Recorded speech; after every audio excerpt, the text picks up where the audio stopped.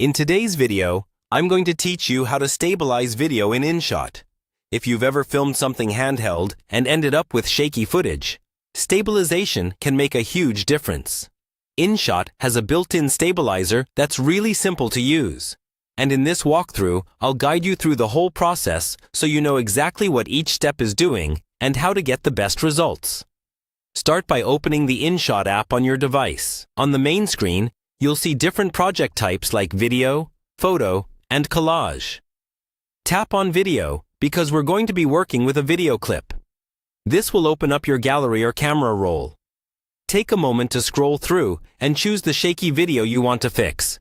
Once you've selected it, confirm to import it into InShot, and you'll be taken straight into the editing timeline.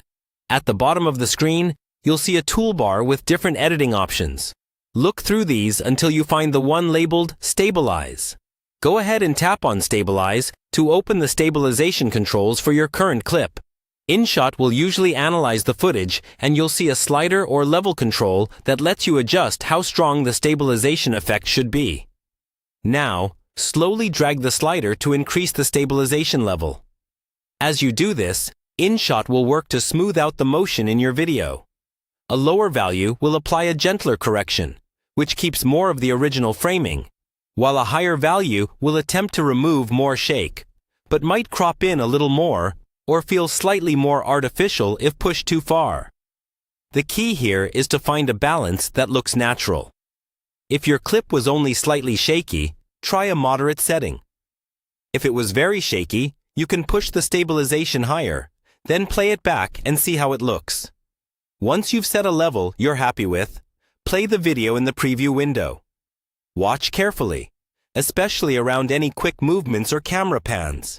If it still feels too shaky, pause and increase the stabilization a bit more. If it looks oversmoothed or oddly wobbly, reduce the intensity slightly. You can repeat this process until the motion looks smooth and comfortable to watch.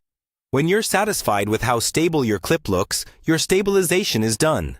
From here, you can continue editing the video as usual in InShot, or export it and share it wherever you like.